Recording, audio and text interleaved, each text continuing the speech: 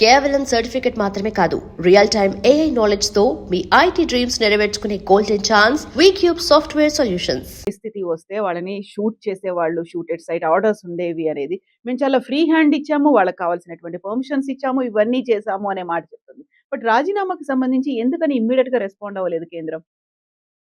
దానికి కారణాలు ఉన్నాయి. ఇన్ఫాక్ట్ మనం న్యూస్ చూస్తే ఇవాళ గిరిరాజ్ సింగ్ చెప్పారు, union minister, that Dharmendra Pradhan already రాజీనామా చేయడానికి రెడీగా ఉన్నారు. అండ్ ఇప్పుడు లేటెస్ట్ డిమాండ్ ఏంటంటే CGPది రాజీనామా చేసిన ధర్మేంద్ర ప్రధాన్ ఓబీసీ, కానీ తీసుకొచ్చిన ప్రహ్లాద్ జోషి ఏమో బ్రాహ్మిన్. ఎందుకు తీసుకొచ్చారు బ్రాహ్మిన్ని? మీరు ఒక ఎడ్యుకేషన్ వాళ్ళకి ఇప్పుడు తెలిసిపోయింది, ధర్మేంద్ర ప్రధాన్ బాగుంటే ఆయనే తీసుకురమ్మంటారు ఇప్పుడు కావాలంటే. ఎనీవే, ధర్మేంద్ర ప్రధాన్ రాజీనామాతోని మనం కంపారిజన్ కర్ణాటకలో చూడాలి. మధు బంగారప్ప ఎడ్యుకేషన్ మినిస్టర్, అక్కడ లీక్ అయింది, 4 పేపర్ లీక్ అయింది. లీక్ అయినప్పుడు నిన్న DK శివకుమార్ స్టేట్మెంట్ ఏమి ఇచ్చారంటే, మంత్రి గారు ఎందుకు రాజీనామా చేయాలి, పేపర్ లీక్ అయితే అది ఇండివిజువల్ ఒఫీషియల్స్ వాళ్ళ మీద చర్యలు ఉండాలి. ఇన్ఫ్యాక్ట్ ఇప్పుడు దాకా జరిగిన లీక్ అంతా పోనీయండి, ఇక్కడి నుంచి లీక్ అయితే డిస్ట్రిక్ట్ కలెక్టర్స్ రెస్పాన్సిబుల్ ఉంటారట. ఆలోచించండి. ఒక సైడు ఇదే కాంగ్రెస్ పార్టీ ధర్మేంద్ర ప్రధాన్ రాజీనామా చేయాలని చెప్పి ధర్నా చేశారు, అది చేశారు, ఇది చేశారు ప్రధానమంత్రి ఇంటి ముందు. ఇప్పుడు వాళ్ళే అంటున్నారు, కాదు మంత్రి ఎందుకు రాజీనామా చేయాల్సింది ఒఫీషియల్స్ మీద చర్యలు ఉండాలి. ఎనివే ధర్మేంద్ర ప్రధాన్ రాజీనామా చేశారు. ఆయన రేపు ఐ వోంట్ బి సర్ప్రైజ్ ఆయన, ఎందుకంటే ఈజ్ అ మాస్టర్ స్ట్రాటజిస్ట్. పోల్స్లో మీకు తెలిసింది, హర్యానాలో గెలుపు, మహారాష్ట్రలో గెలుపు, ఛత్తీస్గఢ్లో గెలుపు, West Bengal and of course Bihar, ఈ రాజ్యాలన్నీ, and Odisha his home state. ఇక్కడ అన్ని ఎలక్షన్ స్ట్రాటజీలో ఒక ముగ్గురు ఉన్న అమిత్ షా, ధర్మేంద్ర ప్రధాన్ అండ్ భూపేంద్ర యాదవ్, వీళ్ళు ముగ్గురు ఒక ట్రయాంగులర్ ఫోర్స్ అనమాట బీజేపీలో.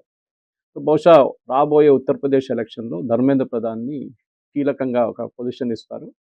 ఎందుకంటే అక్కడ 430 సీట్లు ఉన్నాయి, దానికి పోటీ జరగబోతుంది 2027 ఎలక్షన్. చాలా పెద్ద లాజిస్టిక్ రోల్ అనేది ఉండబోతుంది. ఆయనకు ఆల్రెడీ క్రూషియల్ రోల్ ఉంది. ఈవెన్ ఆయన మినిస్టర్ ఉన్నప్పుడు కూడా చాలా క్రూషియల్ రోల్ ఆయన పాటించారు. ఇప్పుడు ప్రాబ్లం ఏమొచ్చిందంటే, నిన్న రాత్రి ఒక 5 స్టార్ హోటల్లో వీళ్ళు పార్టీ చేశారు, డ్యాన్స్ అంతా. అది పెద్ద కాంట్రవర్సీ అయింది.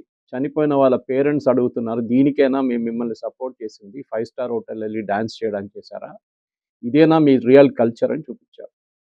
దాంతోపాటు చాలామంది పిల్లలు మోదీ గారు వ్యతిరేకంగా పోస్ట్ పెట్టిన వాళ్ళని ఢిల్లీ పోలీసు ఇవాళ పొద్దున్న నుంచి నోటీసులు ఇష్యూ చేయడం మొదలుపెట్టారు. వాళ్ళ వ్యతిరేకంగా ఉన్న వాళ్ళ సోషల్ మీడియా హ్యాండిల్స్ నుంచి ఆ పోస్ట్ తీసేశారు, ట్విట్టర్ కానివ్వండి, ఇన్స్టాగ్రామ్ కానివ్వండి.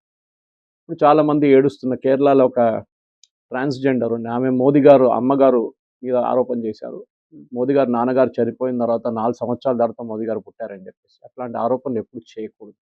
ఇప్పుడు ఆమె ఏడుచుకుంటా నన్ను థ్రెటన్ చేస్తున్నారు, నన్ను కొడతా అంటున్నారు, చంపేస్తా అంటున్నారు అని చెప్పి ఏడుస్తున్నారు. నేను ఆ రోజే చెప్పాను, మీకు గుర్తుంటుంది, ఇదన్నీ చేసేటప్పుడు బాగుంటుంది, ఈ కాక్రోచ్ వాళ్ళు గీక్రోచ్ వాళ్ళు అందరూ ఉంటారు, కానీ ఏ రోజు అజిటేషన్ అయిపోతుందో వీళ్ళొక్కరు కూడా కనిపించారు.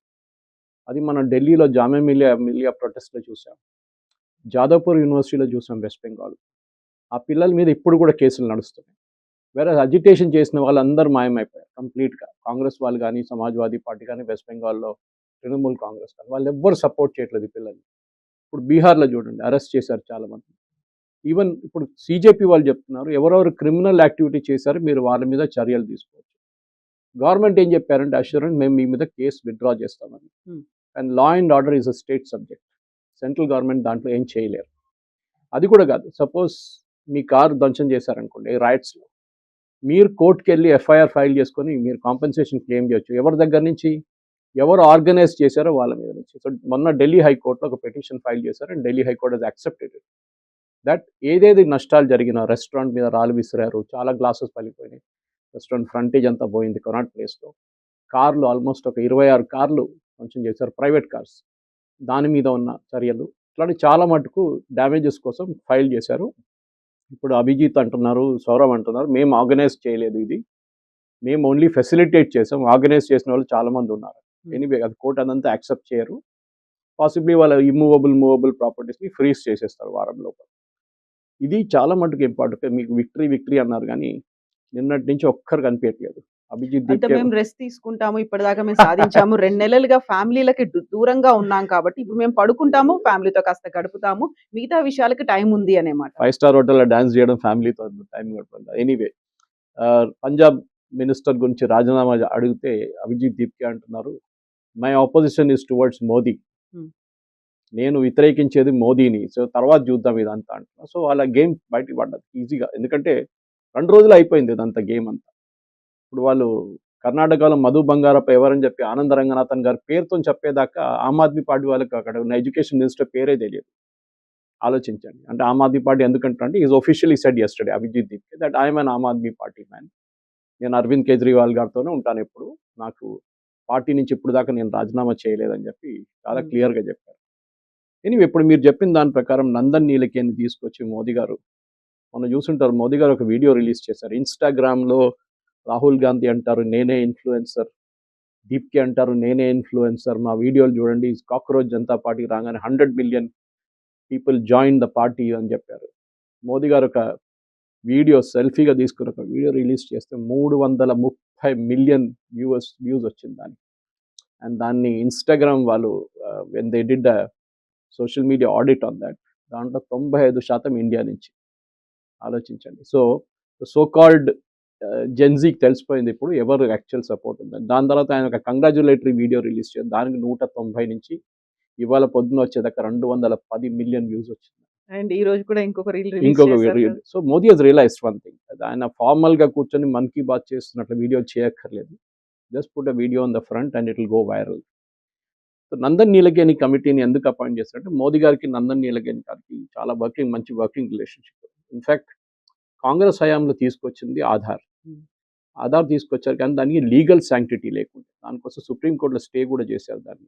అంటే పార్లమెంట్లో బిల్ పాస్ చేయకుండా ఒక ఫైనాన్స్ డాక్యుమెంట్ అని చెప్పొచ్చు మీరు, దాన్ని లీగల్ చేసేసారు చిదంబరం గారు మిగతా అందరు కలిసి. Manmohan Singh so called economies prime minister ఇంత కూడా తెలియదు that it had be passed in the parliament.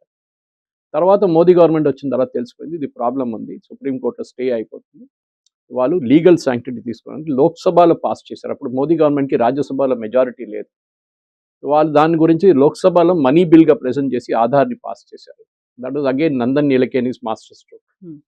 దాన్ని వీళ్ళు మళ్ళీ సుప్రీంకోర్టుకి వెళ్ళారు కాంగ్రెస్ వాళ్ళు, సేయింగ్ దట్ మనీ బిల్ ఎట్లా అవుతుందని చెప్పి సుప్రీంకోర్టు దాన్ని కూడా కొట్టిపడేశారు. So it became a legal thing.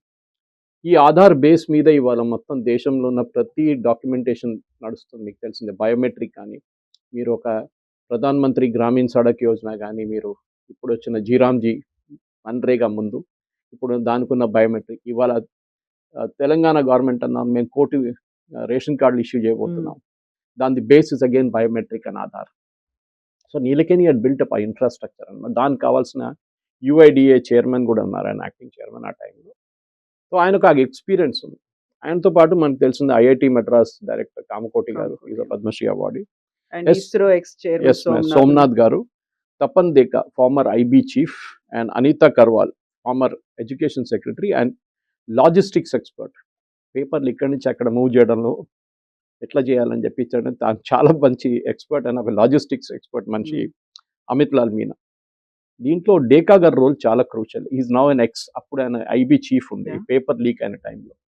అందరు అంటారు ఈ పేపర్ లీక్ అయింది ఇంకెవరో తెలిసింది, ఎవరో విజిల్ బ్లోవర్ చెప్పారు, కాదు, ఐబీ డిటెక్ట్ చేశారు అండ్ ఐబీ గవర్నమెంట్కి ఇన్ఫార్మ్ చేశారు that this paper has been leaked. అప్పుడే దాన్ని ఎగ్జామ్ క్యాన్సిల్ చేయలేకపోయారు, ఎందుకంటే that day morning itself the exam went through. Exam cancel చేస్తే పిల్లలంతా ట్రావెల్ చేస్తున్నారు చాలామంది సిటీస్కి, సో క్యాన్సిల్ చేయకుండా ఎగ్జామ్ నడిపించారు. క్యాన్సిల్ చేస్తే ఇంకా పెద్ద గొడవ అవుతుండే. సో డేకా గారిని కూడా తీసుకున్నారు, ఎందుకంటే ఐబీ ఇన్పుట్ ఉండబోతుంది దీంట్లో చాలా మటుకు. ఇప్పుడు న్యాచురల్లీ 2027కి రాధాకృష్ణన్ కమిషన్ ఇచ్చిన రికమెండేషన్ ఆల్రెడీ వీళ్ళ దగ్గర ఉంది. That is basically computer based test చేయబోతున్నారు.